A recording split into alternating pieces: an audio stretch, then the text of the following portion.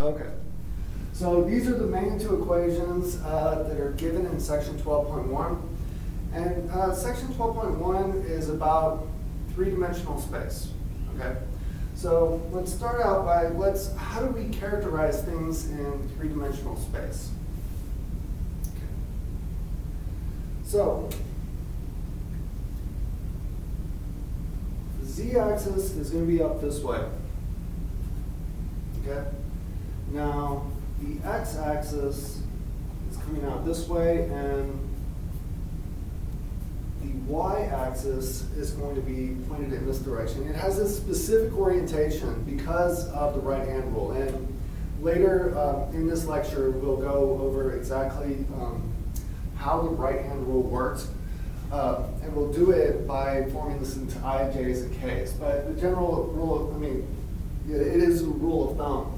If you stick your hand in the x direction and you close your hand in the direction of the y direction, well, the normal vector that will be pointing up is the z direction. So that's why we have these guys oriented in this way. All right. So let's ask ourselves a question. So let's say, which of the points, and there's a similar problem on your homework, so you want to pay attention to this one.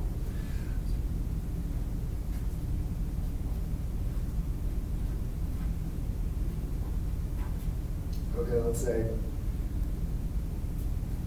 A, which is -4, 0, -1, B, which is going to be 3, 1, -5, and C, which is going to be 2, 4, 6. Right? So which of these points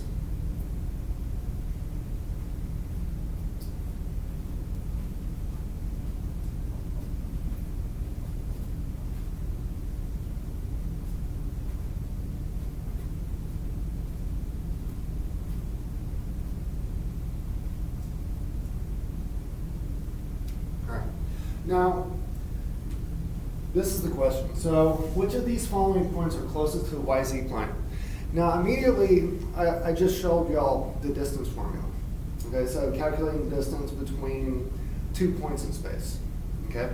Well, at this current point in time, we don't know what point in the YZ plane would be closest to any of these 3 points. We have to ask ourselves, how would we actually characterize the YZ plane? Okay, so we have our x pointing out in this direction right here, and y and z are kind of flat in the background right there. So if I was going to redraw this, okay, so we have those 3 points right there. And I'm asking about the YZ plane. So I'm saying, okay, well, x, you're sticking out this way, okay? Z is pointed upwards. Y is pointed out this way. So I'm not going to draw all of it, but you all can think of it as a plane. Let's just hold it like this.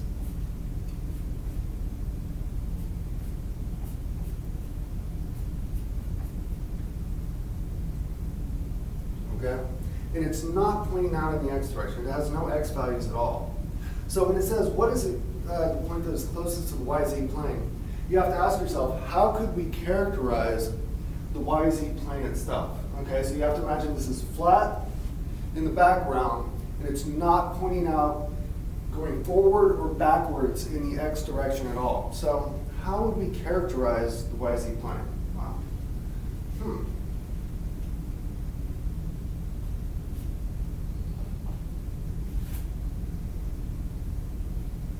Well, x would equal 0.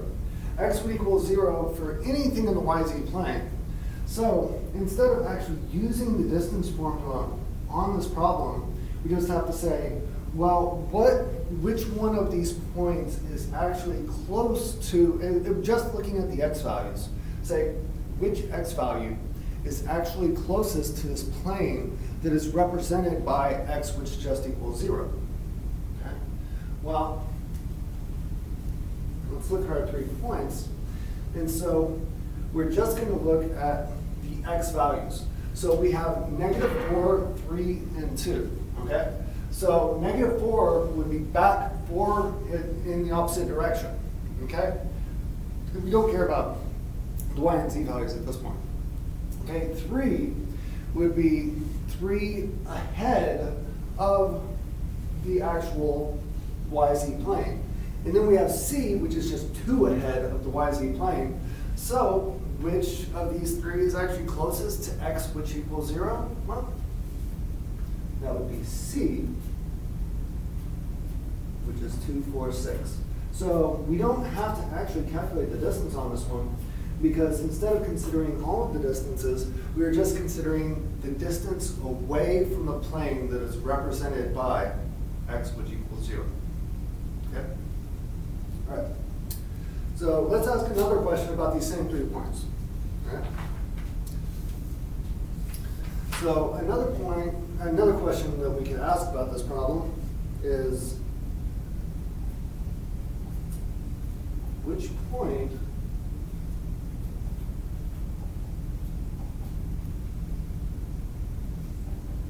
lies in the XZ plane?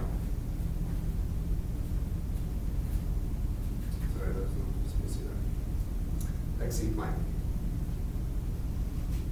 All right. So let's draw this one. So if I draw Z pointed upwards, X coming out in this direction, and Y is in this direction, so not the greatest artist, but I'll attempt to do this.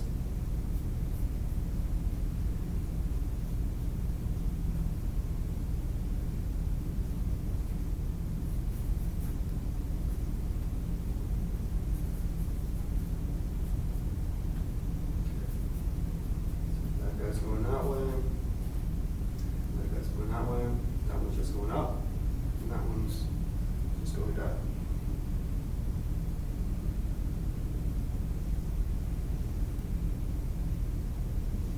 Okay. So we have to ask ourselves, how would we actually describe the XZ plane? Okay. Now it's spanning across X, coming out this way, and it's going upwards towards Z. It's spanning all of that. But how would we actually quantify this? Okay, how would we describe this plane? Well, it's not moving forward or backwards in the y direction at all. So we would actually quantify this, this plane as, well, let's just say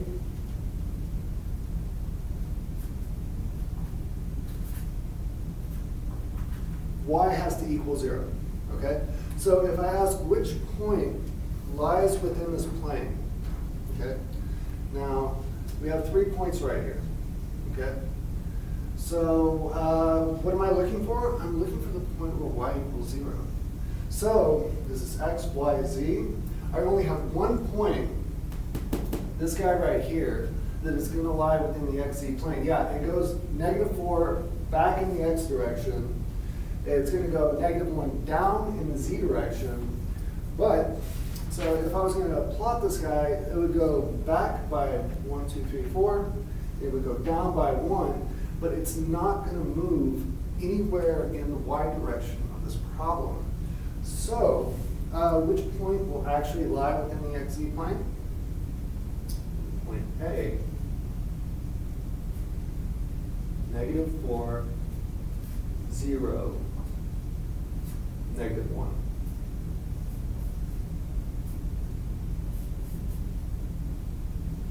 Okay.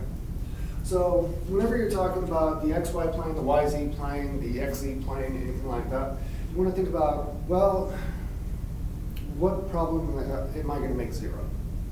Okay, to isolate it within that plane. But planes don't have to exist solely within, according to the axes. The planes obviously can be offset.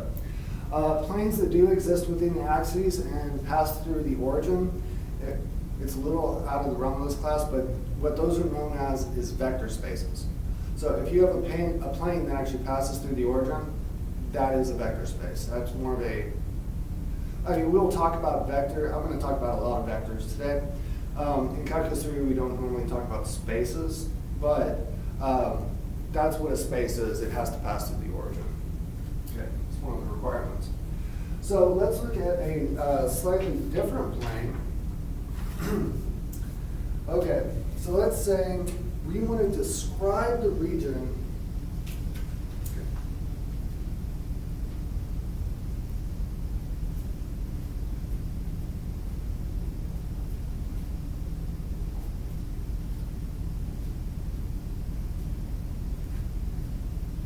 Say x plus y, which equals 2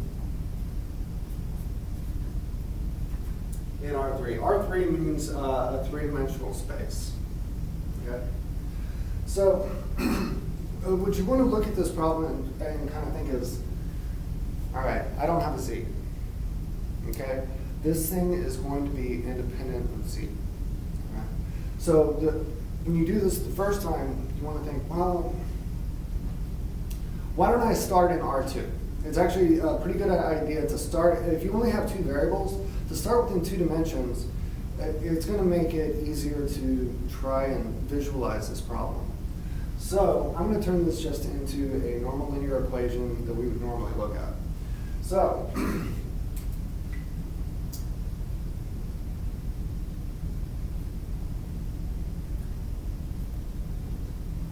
okay, so y, which equals negative x plus 2 in R2, meaning 2 dimensions. What is this going to look like? Well, the intercept is 1, 2, and it's got a slope of negative 1.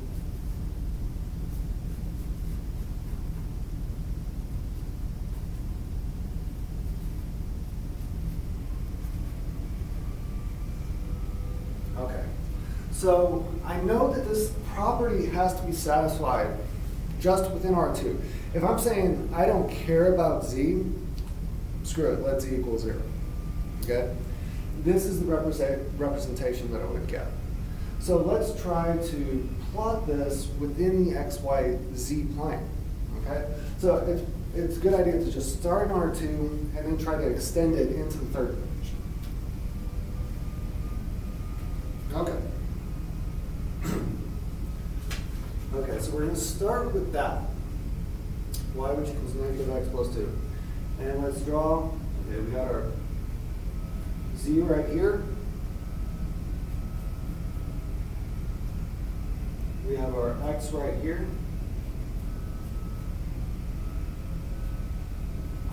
And we have our y right here. Okay, so if I go out 1, 2, the y, and actually 1, 2 with the x right here, what am I going to get? I know that when the z equals 0, we're going to have that line right there. Okay? So I'm trying to take a 2-dimensional thing, and now I'm going to extend it into the third dimension. Okay? So now this thing is completely independent of z. So it doesn't matter what value of z you put into it. So whenever I extend this and make it into a plane,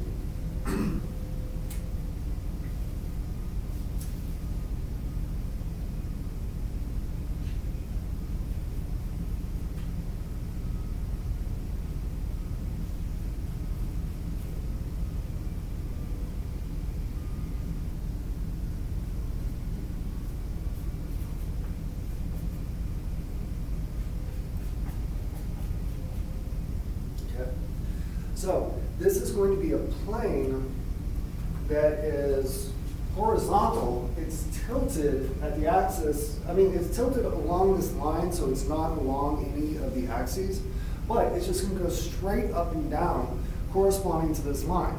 So it's completely independent of z. And so this is how we would actually describe this plane existing within this region. And so it would go up vertically,